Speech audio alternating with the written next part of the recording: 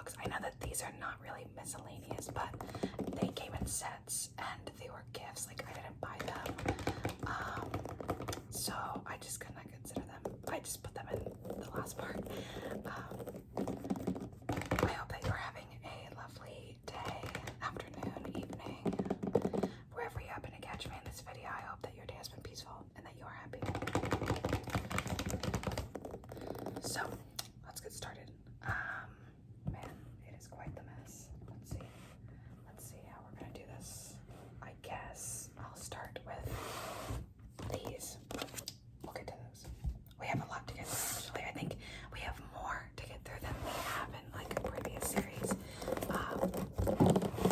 This first one is, where is it? A Wrinkle in Time.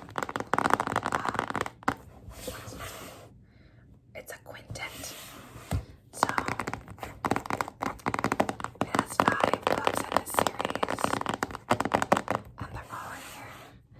It says it was a dark and stormy night. Oh, I didn't know that was from A Wrinkle in Time. This was a gift from my dad, I think. Maybe it was a gift from my uncle. I don't remember. But my family really likes to gift me books for some reason. I mean, I understand why. If you've seen the last 3 parts, I get it. But like, they just really like to give me books that I think they find interesting. So I have a lot of them. And this is, I haven't read any of this. But I do know the story of The Wrinkle in Time. The first time that I familiarized myself with The Wrinkle in Time was through a graphic novel that existed. I was at my elementary school library and I read it there. Yeah, they come in these little like cardboard sets, and then that's A Wrinkle in Time. This is the Sherlock Holmes. It says the complete novels and stories. This was a gift from my uncle, and I will be reading it, I guess, at some point. But I feel like this was gifted to me pretty early on in my, like, I was really young when I got this, and I just don't think that younger me would have been able to process the stories in the way that they're intended to be, like, read and interpreted. So I guess I'll read this eventually, and if I ever do, maybe I'll find like an audiobook and use that.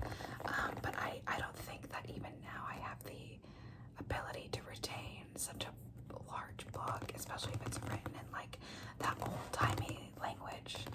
Like, I can't process that very well unless I hear it. If I hear it, I can understand what's going on. But like, I'm a theater kid. You'll know why very quickly. And even reading like Shakespeare and stuff, it takes me so long to understand what's going on. Because it just like, it's already really hard for me to pay attention while I read. And reading things that are like just inherently really hard is quite impossible. But yeah, this is a complete Sherlock Holmes.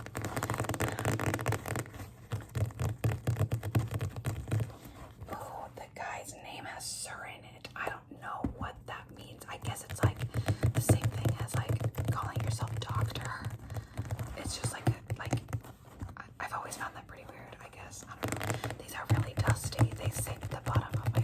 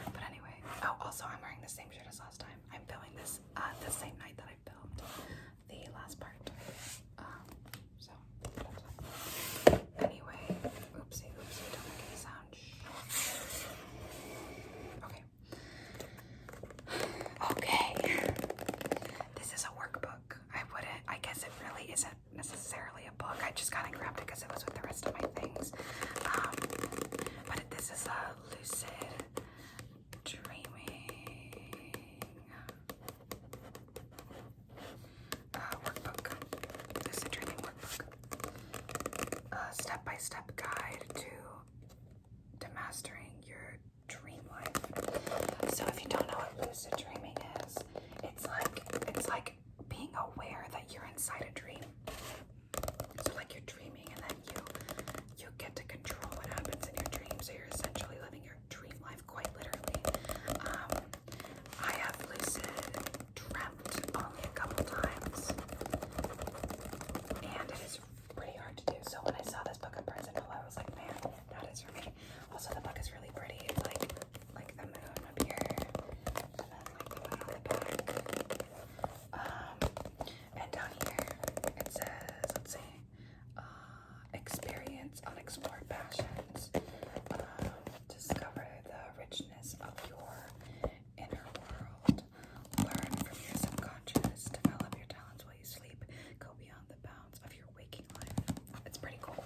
And on the inside you get to like write down your dreams and stuff, and just kind of analyze your life, which is something that can be called, my dog is barking in the background, shadow work. And shadow work is just kind of like getting to know yourself, who you are on the inside, exploring your emotions, how you work. I'm very spiritual, so for me, spirituality is just getting to know yourself, and connecting with the things around you, connecting with people, connecting with yourself, connecting with the earth, appreciating the things that are in your life. Those things make you more powerful, in my opinion. That is the sort of magic that I believe exists. The magic of intention, the magic of affirmation, the magic of words and energy. Those are all things that I believe in. And up here, it says for beginners and experts alike. So yeah, that is my book. I'll put it behind you. There you go. Okay. Next is another spirituality book. This one I have actually annotated all the way through. I've done more research beyond what is in this book, and I've like looked up websites and stuff just to make sure that all of the information is accurate, and most of it is. But it covers several things. Like this is palmistry. This section is palmistry, and I just kind of wrote down the critical information on these note cards, and just filling out, and I put them in here, and I did this for everything. This is astrology here. Astrology. Look at that art. See that? It also goes through the like tarot cards and stuff, so it basically goes through like divination practices. I do a lot of divination because it's quite straight. Well, it's not really straightforward. That's not the right word. I guess it's just like quicker for me, and also it brings me a lot of peace to be able to do those things. So here are the table of contents. It has so many things that you can like go through.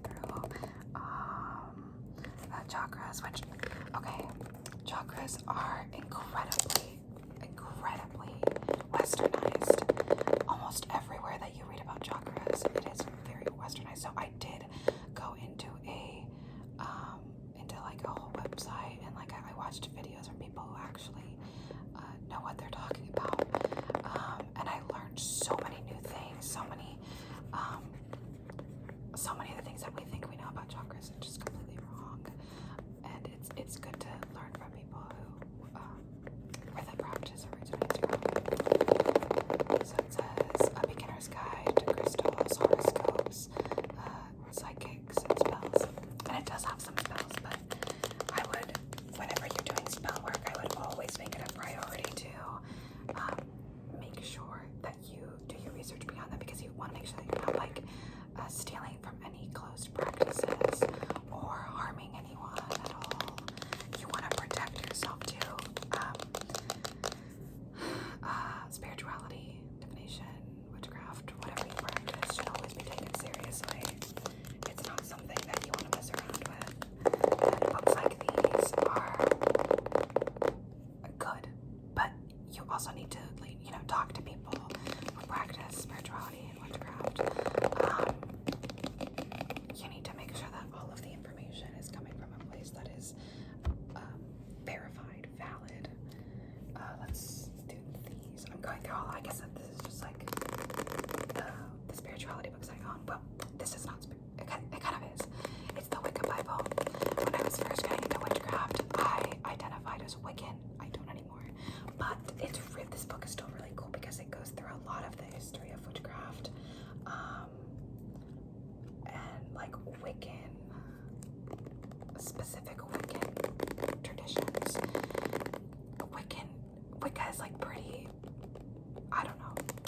just dropped my cup because I didn't think that it was for me.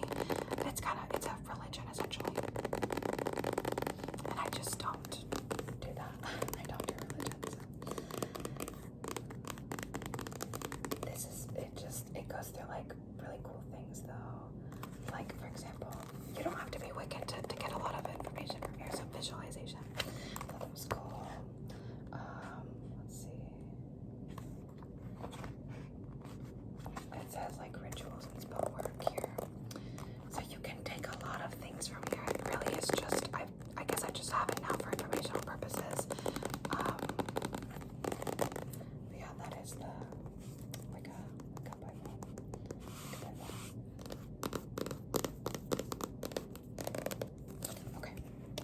Okay. This next one I have not read, but it is the very first book that I ever bought. Right. Yeah. About spirituality. It's called The Awakened Psychic, and I bought this at an in-person metaphysical shop, which is really huge for me because there's not many metaphysical shops near my house. There's one that's about 15 minutes away. It's the closest one, but they really only sell crystals, which is great. Like, I don't know, like even like crystal shops can fake their stuff a lot. There's just so much, like if you want to be spiritual, there is so much research that you have to do, especially now that spirituality is popular, which is like a thing, I guess. Spirituality is popular, so like now people are trying to do whatever they can to make the most money that they can when it really shouldn't be about that in the first place. But whatever. I stick to my own practice. I stick to my way of doing things as respectfully as I can. This next one I'm so excited about. I've read about halfway through this. You guys, if you saw my first video, my room tour video, you know that I'm a huge fan of the moon. So moon magic is huge for me. This is, oh, it's textured.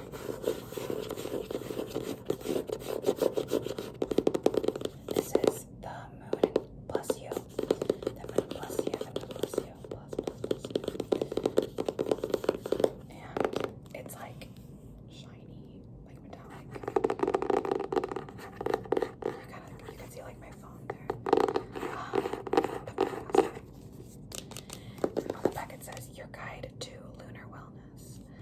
You are likely familiar with the power the moon has over the earth, from tidal patterns to illuminating the night sky. And just as the moon affects our planet, so too can it guide, heal, and restore us.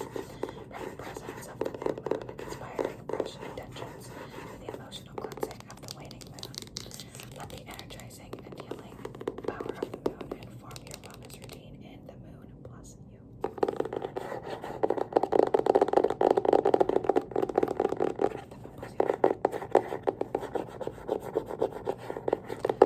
So it just basically goes through like magic that you can do with the phases of the moon and how the moon impacts your life depending on what phase it's at. Whether or not you buy it, that's totally fine. I've always felt a very deep personal connection with the moon, and I write letters to the moon. It's for me, it's something that brings me a lot of happiness and peace. This though, I think that this is like, even if you don't practice spirituality, if you do like yoga or something, I think that this book would be really fun for you to like read and go through. It's 365 ways to raise your frequency. And if you don't know, like, maybe it explains it back here. So we all have frequencies. Everything ever has a frequency. And raising your frequency, if you believe in spirituality, is like aligning yourself with higher powers, I guess, greater energy, better energy. The higher your frequency, the happier you can be. Like, you're more in tune with yourself. The lower your frequency, the more work that you need to do to find your way. So this is just like this is 76 for your problems. 77 is ego, and then it just kind of talks about what you can do. I think it also has like affirmations, and it can also, you can also incorporate crystals and colors to attract positive energy. But then again, you know, you don't have to do any of that. Spirituality is about intention before anything else. You do not need all of this like fancy spell stuff. It really is just about you. So that's that. The last, I'll go through this one after I go through my last spirituality book. I've not read this one. It is Natural Magic, Spells, Enchantments, and what does it say? And Personal Growth. This book is beautiful. It's got like the moon within the sun, and then within that are like, okay, wait, what am I saying? The moon, the sun, and then like these hands like cupping them. So within the hands is the sun, and within the sun is the moon. There you go. That's how you say it. And there's like little stars and stuff. The book is purple. I love purple. But it was not the reason why I bought it. I just thought that Natural Magic seemed like something that I would like to read about. And back here it says, this book reveals how to become a natural magician using knowledge gathered over thousands of years by magicians and mystics alike. Techniques employing plants, trees, crystals, and incense, along with meditation, ritual, chanting, and dreams.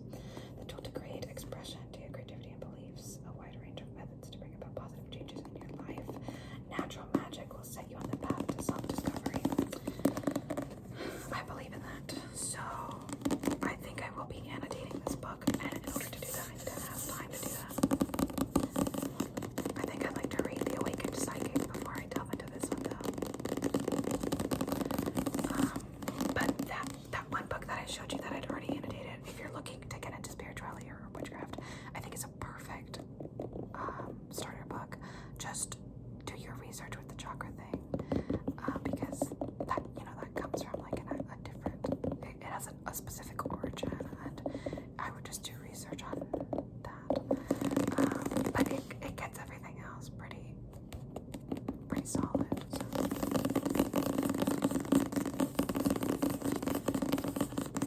That is natural magic. Natural magic. Natural magic. Okay. This one is my dad's. It's a history, a brief history of album covers. Oh my God, we got the Superdrive album.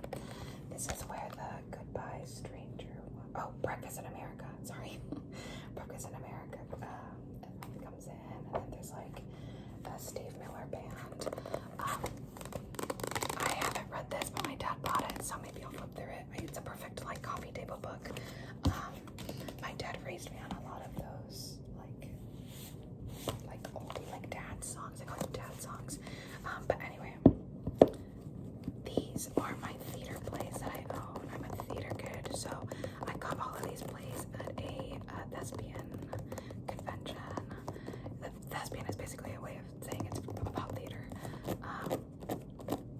So these are both the plays. I'll go through them really quickly because I haven't read most of them, but I'll go through the ones that I've actually read, and I'll explain those. This is Catch-22. I stole this one from a teacher who no longer works at the school that I attend. This is Girlfriend. This is a musical. It is the only musical that I have, and I'm pretty sure that I can find the actual songs to this on YouTube. I'll have to check once I actually get to it, but it's super thin. This is Home Free. I haven't read this one. I'm pretty sure it's about a gay kid. Most of these are about gay kids, if I'm being totally honest. The School for Lies. This might be an oldie, I think. Oh no, it's not. It says copyright 2012, so, or maybe it's like older than that. It's an adaptation. Oh yeah. Oh, it says it right on the cover. Adapted from, I cannot say that. If it's French, I don't even count on me to be able to say that. I can't say, I'm not even gonna try. Speech and Debate. I haven't read this one.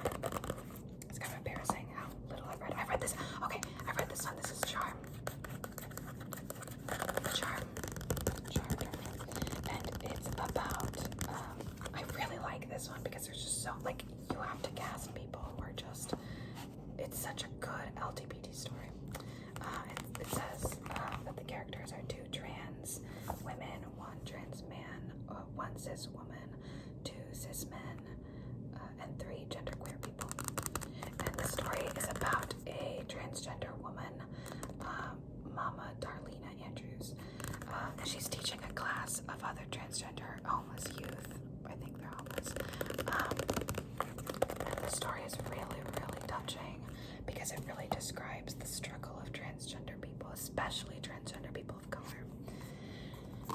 Okay, this next one is called Peerless. I have not read it, but it is the thickest one, I'm pretty sure, of all of the books all of the plays that I have. This, what is this? Oh, The View Upstairs. It takes place in,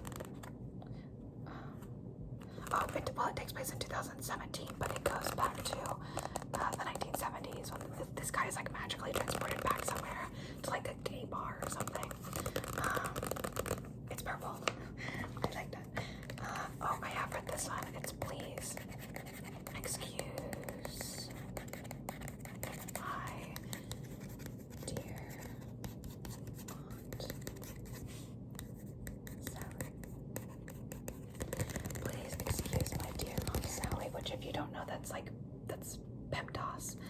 PEMDAS is like the order of operations for math, but it's not about math. It's about an affair between a teenage boy and his math teacher. And the reason why I really liked it is because of the writing and the way that the play is like supposed to be. So it has like sections. So please, parentheses, and then like throughout that section it will have parentheses, and then maybe, let's see, so here we have dear division, and that's the division word is a key indicator of what that section is going to be about. And like, so it's down here, it says the mysterious bathroom trips plus 6 stomach divided by newfound interest in his career, and now he adds plus youthful wardrobe change. So like the way that it's written is so good. It could be its own book, but it's a play, which I think is like really creative. This next one is called Punk Rock, and I think one of my friends performed a scene from it, and it was very explicit. And then, well, it's not a bad word in this context, and please don't take me down. I'll read the thing for you. So it says, in this brilliant retelling of Shakespeare's Richard III, one of the most famous disabled characters in history is reimagined as a 16-year-old outsider taking on the political turmoil of high school.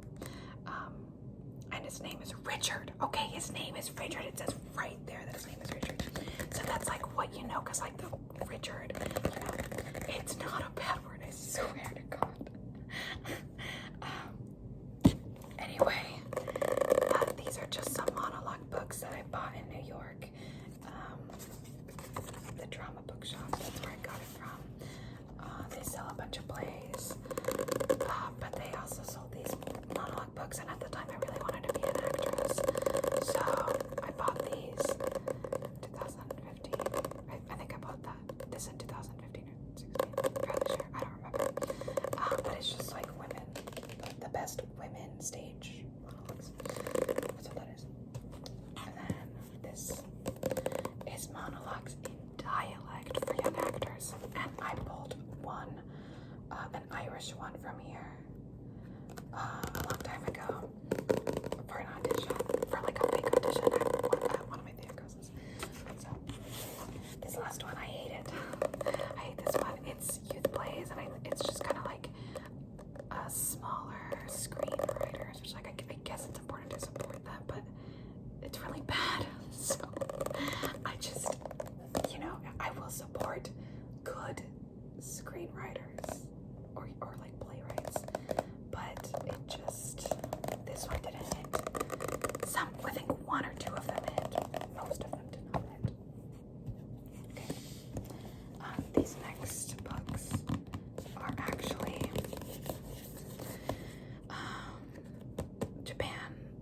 like books about Japan or books in Japanese. Oh, something just fell out of it.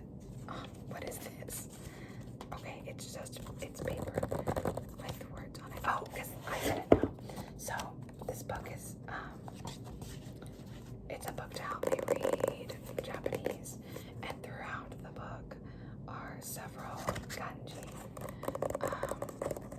And I think that like you're supposed to you're supposed to practice what is happening in Japanese like with this, but you're already supposed to kind of know what you're talking about before you get into this. This is just like to reinforce your knowledge. So you read about the language, and then I guess you quiz yourself at the end.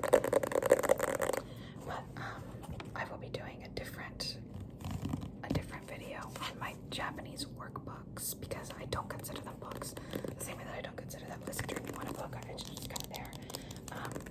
This next one is Japanese at a glance, although it's not really like it tells you more about the country and cultural norms than other books, but it has several key phrases that you can use if you're going to travel to Japan. It says phrase book and dictionary for travelers. It teaches you so much about the country though, and I thought that was really cool. And has like this like weight chart and everything. How to say certain phrases, which is great for conversational Japanese, which is essentially the goal, right? It's covered in this plastic. I got this at half-price books. I would recommend that if you're learning a new language to go to half-price books, because they will have pretty good things. Workbooks, I mean, sometimes they can be written in them, so I wouldn't recommend that, but there's a map in there.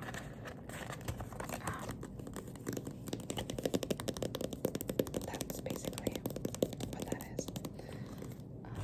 This one though is an actual, like, it doesn't have any like key phrases, it just has facts about the country. But like it's written really well. I got this at Amazon Books, like the physical store, and it talks about like the origins of Japanese etiquette, the role of harmony, samurai legacies, the use of names, using titles, all of those things that you've probably seen in Japanese pop culture is explained here, and there's like the why and the history behind it, and I thought that was really cool. I am not very far in it though, as you can see. I was going to go to Japan, and then coronavirus happened, so that sadly did get canceled. I never got to go, but it is still a huge dream of mine because I am learning Japanese. Okay, this book is Writing Tools, 55 Essential Strategies for Every Writer. I mentioned this in my first ASMR video as well, but I am a writer and I'm really passionate about my work. So I thought that I would get a book to help me with strategies and stuff. I also got this at Amazon Books, and this sits with my plays and everything in my media room. That's why you didn't see any of the plays or spirituality books in my actual rooms, because I have a media room and I keep them on the shelves in there.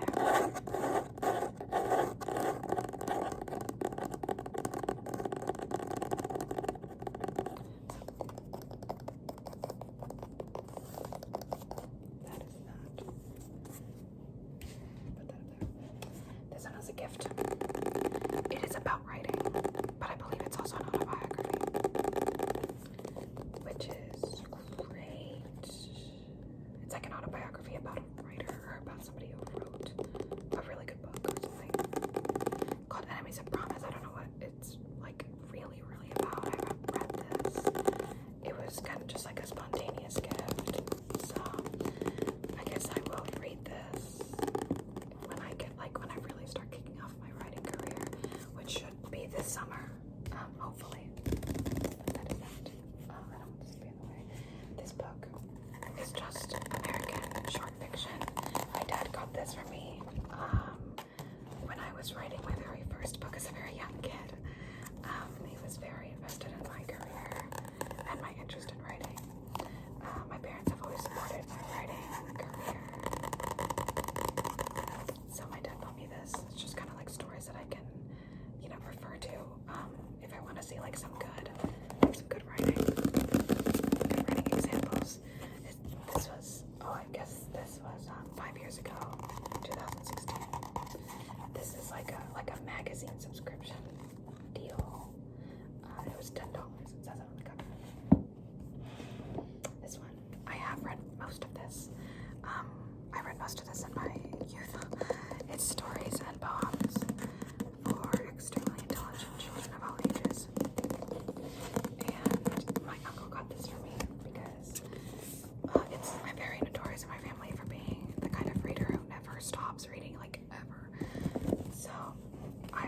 most of this. I'm pretty sure I read about over half of it because I wanted to be an extremely intelligent child. So,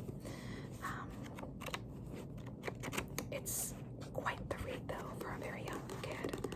So I don't remember most of it. That's just kind of what happens when you give a young kid a big book to read like this. I don't think that it was like possible for me to read this when I was like, what, like 12?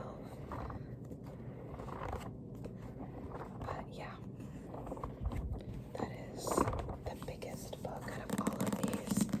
It has to be like at least 700 pages. Oh, it's about 600. But yeah, by Harold Bloom. We're almost done here. We're almost done. Just a few more. These are. Well, this is a book that I bought when I was going through a crisis in my life because I was like, I don't know if I'm smart enough or whatever, and I was kind of feeling like a failure at the time. But I quickly realized that I was not. It was just like a very dark time in my life, and I felt like I needed a book to reinforce some of the things that I felt like I knew about education, how children really learn. And this is called How Children Succeed. And the first sentence here on the back is, why do some children succeed while others fail? And it kind of, like, I like books like these that really go into some like personal stories. I think that education is, especially in America, is just so whack. I did a whole project on it in English, in my English class, and I found out some messed up things about like education and how typically your smartest kids are kids who did not have very much money growing up, because money essentially makes smart kids. It's a rarity when poor kids get that high quality education, because high quality education is expensive, which it's so wrong, but sorry about that. My AC kicked on and it was aggressive. But anyway, this is called Bloom. It's a graphic novel, and I didn't include this one in my manga video because it's not manga. I liked it because it's this like blue tone, and this was actually a gift for my birthday, I believe.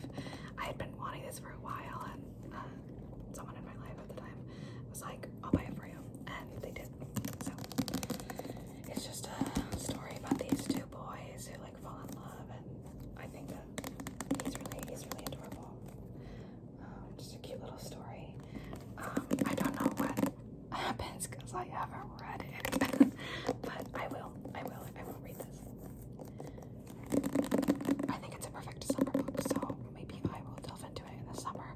I'm going out of the country soon, so I'll need a lot of things to read. I'll bring this one. But yeah, this is the last book that I had for you today. The last book. So, I hope that you are relaxed. And that you continue to have a happy, peaceful day. If you wouldn't mind subscribing or liking this video, that would help out the channel a lot. And I am trying to save up for a microphone so that I can make better quality videos so that you can hear my voice a little bit more. So if you'd like to directly help out with that, my Venmo will be in the description. And since this is the very last part, I will also be including links to the rest of the book series in the description. But there's also on my channel a playlist where